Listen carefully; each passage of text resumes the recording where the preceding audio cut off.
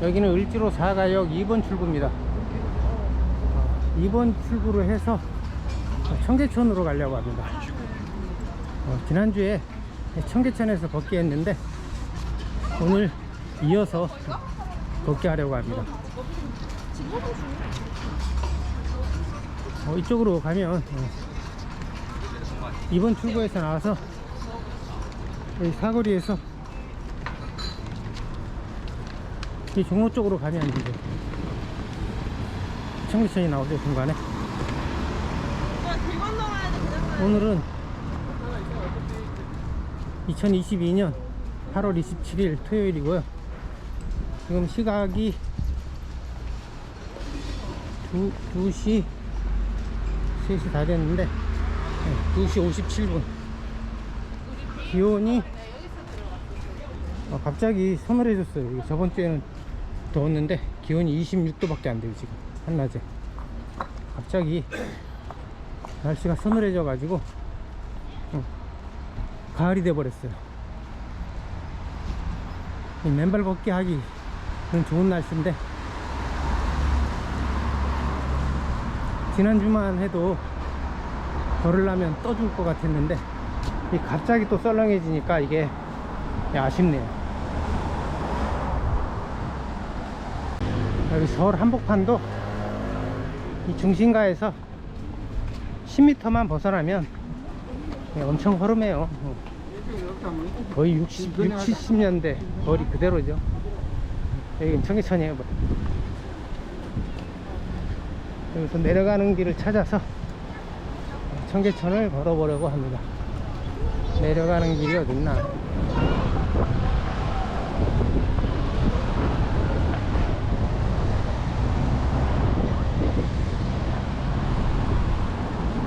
내려가는 길은 저쪽으로 가 있는 것 같아요.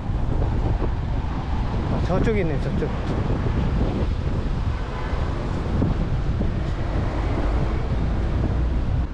여기서 이제 청계천으로 내려가면 돼요.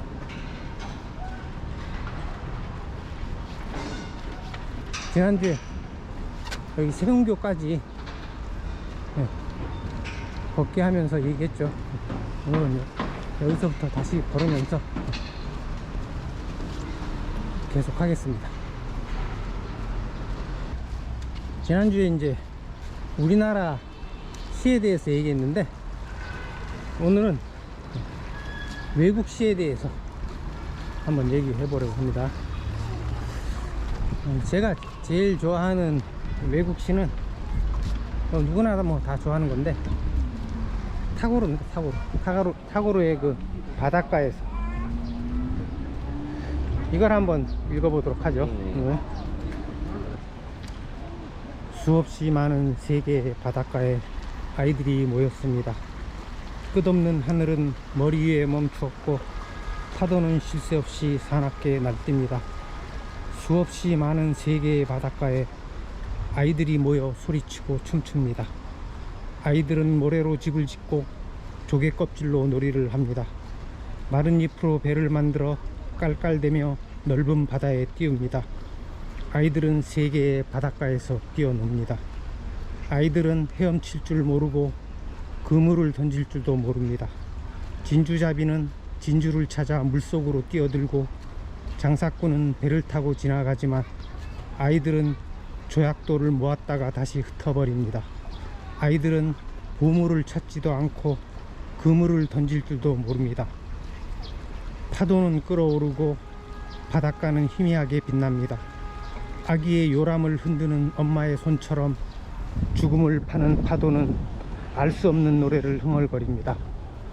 파도는 아이들과 함께 놀고 바닷가는 희미하게 빛납니다. 수없이 많은 세계의 바닷가에 아이들이 모였습니다. 폭풍은 길없는 하늘에서 떠돌고 배들은 물속으로 흔적없이 부서지고 죽음은 도처에 널려 있는데 아이들은 놀고 있습니다. 수없이 많은 세계의 바닷가에 아이들이 모였습니다. 이 타고르는 1861년생이고 1941년에 죽었어요. 그리고 기탄잘리란 시로 1913년에 노벨 문학상을 탔습니다. 이 타고르의 바닷가에서는 워낙 유명한 시라서 얘기할 필요도 없는데, 근데 이게 만약 막상 이게 한글 번역본을 보면은 상당히 마음에 안 들어요. 그래가지고 제가 다시 고쳐가지고 번역했어요. 그래서 제가 새로 번역한 걸 보면은 그 첫 줄만 읽어도 뭐 시원한 느낌이 살죠. 여기서 영어본으로는 세 개가 복수예요, 복수. 세 개가 월드가 아니고 월즈예요, 월즈. 복수로 돼 있어요. 그래서 이거를 그냥 세 개로 번역하면 안 되고 무수히 많은, 수없이 많은 세 개로 번역해야지 이게 그 시의 그 심원한 의미가 비로소 드러나죠. 그리고 이제 여기서 아이들도 이게 어린아이만 의미하는 게 아니라 어른도 의미하죠. 어린아이 가릴 거 없이 인간들을 의미하죠. 인간들이고, 이거는 이제 인간들이 세계라는, 이 세계가 복수이기 때문에 인간들 개개인이 각각이 다 세계다, 이런 거를 표현하고 있는 것 같아요.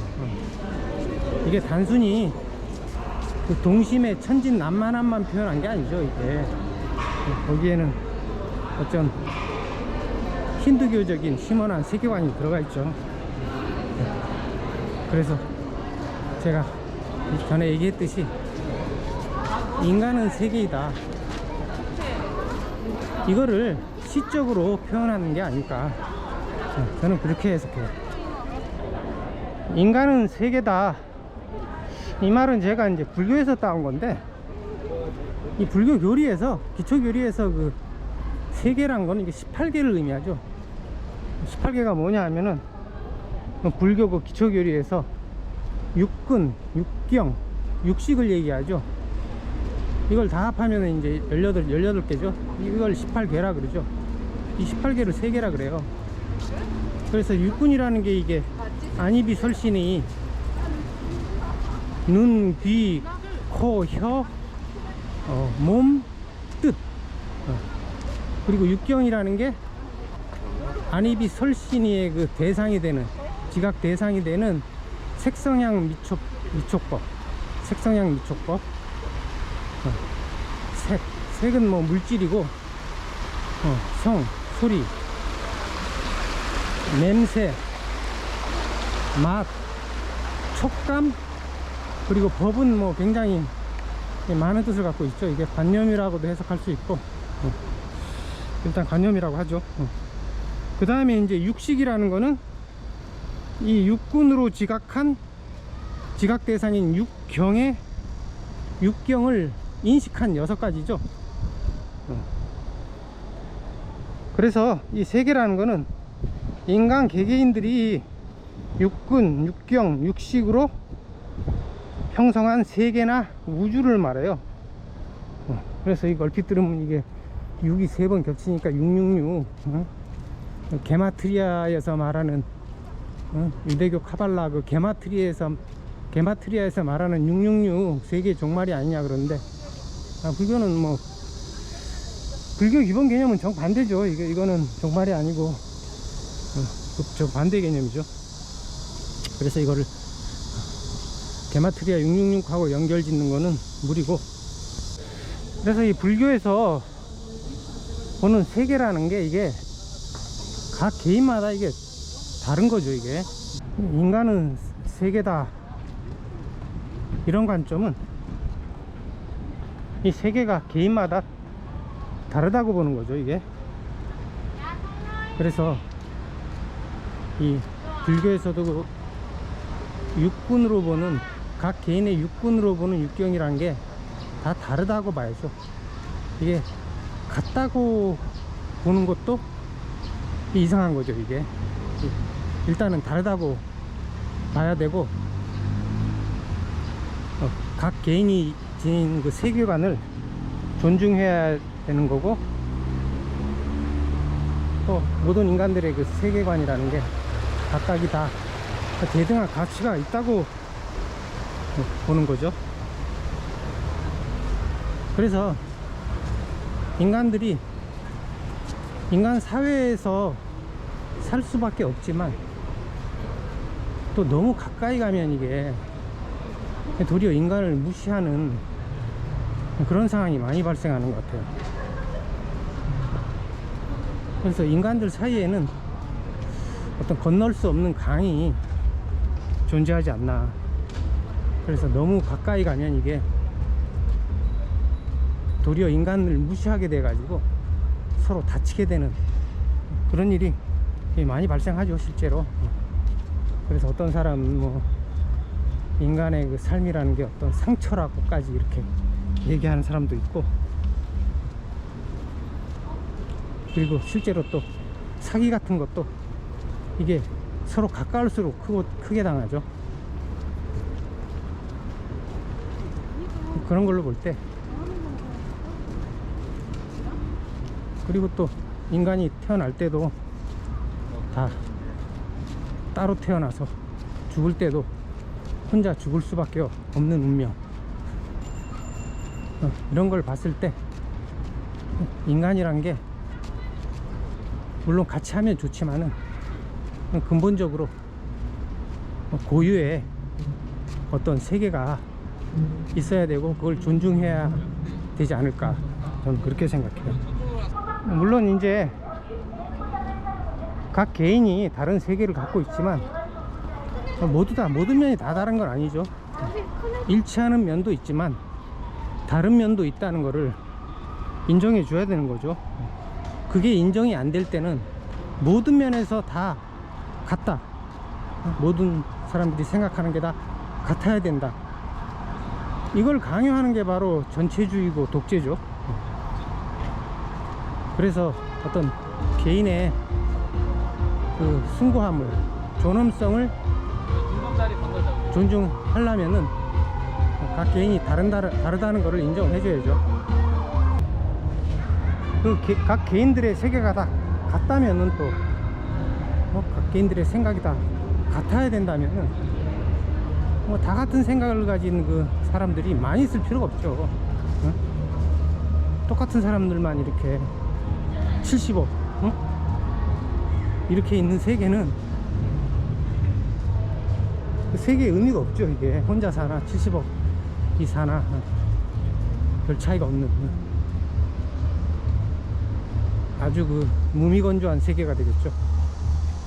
그래서 인간은 세계이고, 각 개인이 다 하나의 세계를, 각 개인이 세계라는 걸 인정하는 것이 어떤 인간의 다양성을 인정하는 어떤 기초적인 철학이 되지 않을까, 저는 그렇게 생각합니다. 그리고 붓다의 유언에도 그런 측면이 많이 나타나요. 붓다가 이제 마지막 남긴 말이 자등명, 법등명이라고, 너 자신을 섬으로 삼고 의지처로 삼아라, 등불로 삼아라. 그리고 법을 섬으로 삼고 등불로 삼아라, 이거죠. 유명한 말이죠. 근데 많은 사람들이 이제 불교의 기본 교리가 무아라고 주장하는데, 여기서는 자신을 얘기하고 있으니까 이 무아설하고 이게 충돌을 해요. 근데 막상 그 부처님이 직접 설했다는 아한경을 보면은 무아란 얘기가 없어요. 비하란 얘기는 있지만 무아란 얘기가 없어요. 그러니까 자아를 찾아서 이것저것 찾아봤는데 다 이게 자아가 아니라 그러지, 자아 자체가 없다는 얘기는 없어요.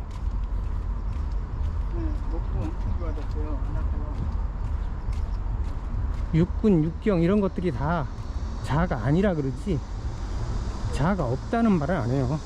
그래서 정확하게 무아라는 말은 틀린 말이에요. 그리고 이 무아설이 윤회하고도 충돌하죠. 부처님은 윤회를 믿었던 것 같은데, 이게 무아면은 윤회해서 자신이 없는데 어떻게 그 자신이 윤회를 해서 다시 태어날 수가 있어요. 이게 이제 이 무아 개념이 이게 윤회설하고 충돌하기 때문에 이게 불교 교리의 가장 구멍이죠, 이게. 그래서 이게 요즘에도 논란이 많이 되는데 불교 교리의 가장 큰 허점이에요.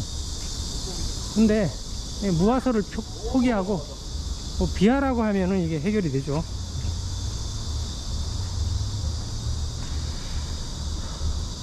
그리고 붓다 가르침의 핵심이 이게 무아가 아니죠. 무아가 아니라 연기설이죠, 연기설. 이것이 있으면 저것이 있다, 저것이 있으면 이것이 있다. 이런 모든 것들이 서로 이렇게 상관관계를 가진다, 이거지 이 무아가 아니죠.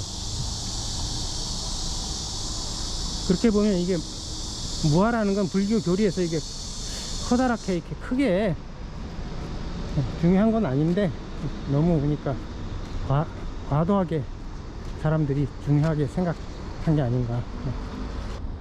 그리고 힌두교에서도 이런 개념이 많이 나타나죠. 힌두교는 신이 무수히 많죠. 그래서 인간 개개인을 신으로 보고 있죠. 그래서 요즘에도 인도에서는 그 배우를 신으로 여기죠.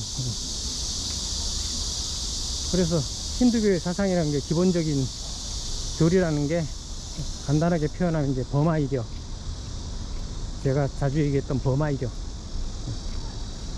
인간 개개인이 신이고 브라흐만 우주다, 이게 이제 기본적인 교리죠.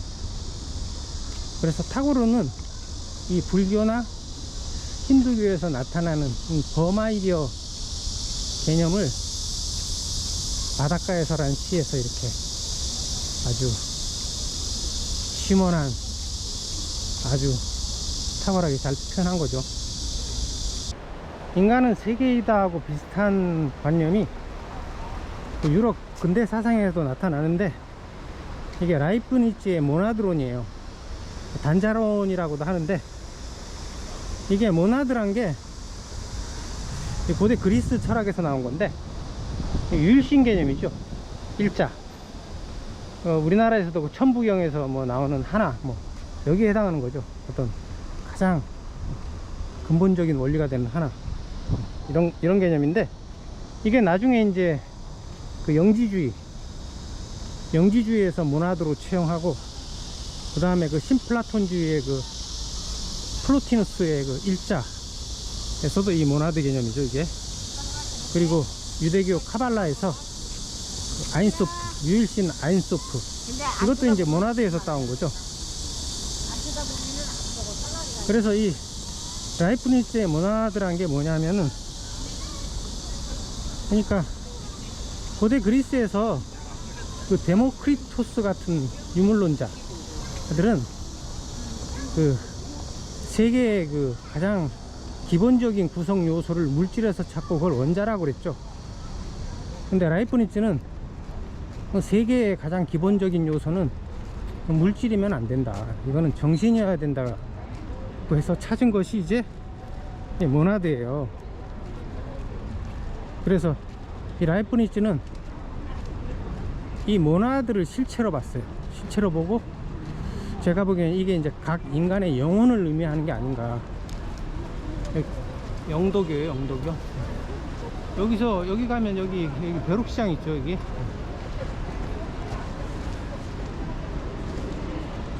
그래서 스피노자의 에티카에서 실체는 신 하나뿐인데, 이 라이프니츠에서는 이 모나드가 그 각 개인의 영혼을 의미하는 것 같기 때문에 무수히 많죠. 무수히 많은 모나드가 있는 거고, 이 각각이 이제 실체라는 거죠. 그래서 이 라이프니츠는 이 모나드 간에 서로 교류가 없다고 해요. 그냥 모나드들이 각각이 따로따로 이제 살아간다는 거죠. 서로 상관없이 독립적으로. 그러면 어떻게 같은 세상에서 살아갈 수 있냐? 이렇게 따로따로 놀면은, 응? 어떻게 서로 좋아해가지고 조화롭게 살아갈 수 있느냐? 그 문제가 등장하는데, 그것은 이제 신이 조정해준다. 이걸 이제 예정 조화설이라 그래요. 그렇게 이제 라이프니츠는 보는 거죠. 그래서 이거를 창이 없는 모나드라는 말이 유명하죠. 윈도리스 모나드라 그래가지고 철학에서는 아주 유명한 말이죠. 그래서 각 모나드는 서로 독립적으로 살아가는 것이고, 이것은 이제 인간이 세계다. 이거는 이제 각 개개인이 다른 세계라는 개념하고 이제 일치하죠. 사실은 이 모나드론이 제가 20여 년 전에 철학 공부 처음 시작할 때 가장 먼저 공부한 거였는데, 엄청 어려워요. 이거 제가 몇 번을 읽어봤는데도 사실 정확하게 무슨 뜻인지 잘 모르겠어요. 근데 가만 보니까 이게 불교의 그 교리를 좀 베낀 것 같은 느낌이 강하게 들더라고요. 이게 이 모나드 개념이, 그 불교에 보면 그 제석천에 인드라망이라는 게 있거든요.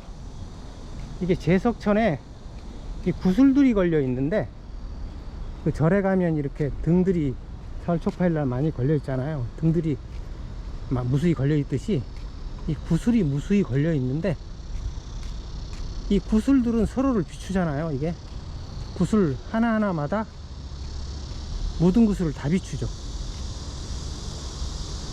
요 인드라망 개념을 하고 비슷하더라고요. 이게 모나드가 이제 하나하나가 세계죠.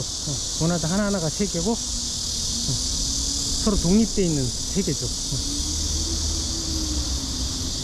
인드라망도, 이게 인드라망에서의 구슬이라는 게 하나하나의 그 불교에서 말하는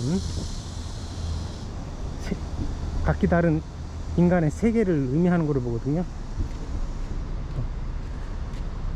요 모나드 개념이 아주 인드라망에서 따온 것 같아요. 그 다음에 또 그것만 있는 게 아니라, 또 라이프니츠의 모나드론에서 유명한 말이, 이 세계는 가능한 세계 중에서 최선의 세계이다. 이거 제가 굉장히 좋아하는 말인데, 저도 많이 페북 같은 데서 많이 쓰죠. 근데 요것도 불교의 그 아미타 신앙에서 따온 것 같아요. 그 원효대사가 나무 아미탑을 10번만 외면은 극락 왕생한다 그랬죠. 그 아미타 신앙, 불교는 상당히 긍정적인 종교죠. 그래서 이 세계 자체를 어떤 극락으로 보는 거죠. 이게 아미탑을 10번만 외면은 이게 죽어서 극락에 간다는 것이 아니라, 그 자체가, 그 생각 자체가 이제 극락이다, 이런 걸 얘기하는 거죠. 그래서 이 아미타 신앙을 베낀 게 아닐까, 그렇게 의심하고 있었어요. 제가 뭔가 아주 너무 비슷한 거예요 이게.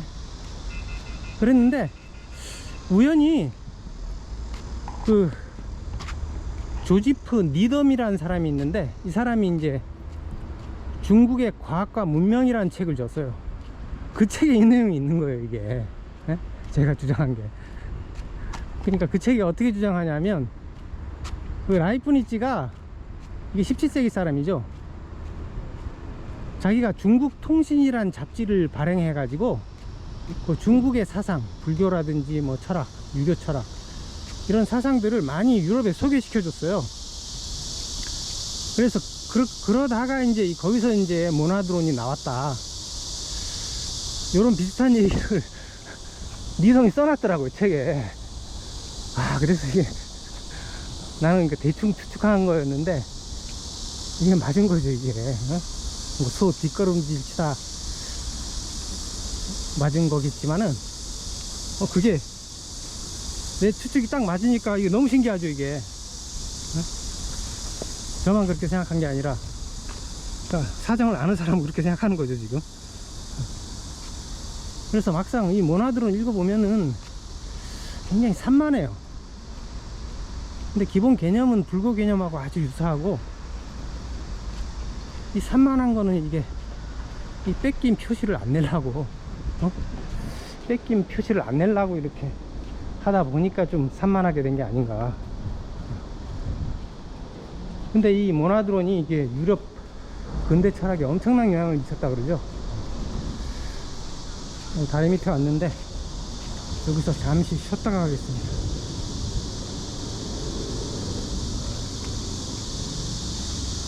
지금 1시간 정도 걸었는데 날씨가 많이 서늘해졌어도 그래도 여전히 땡볕이라 더워요.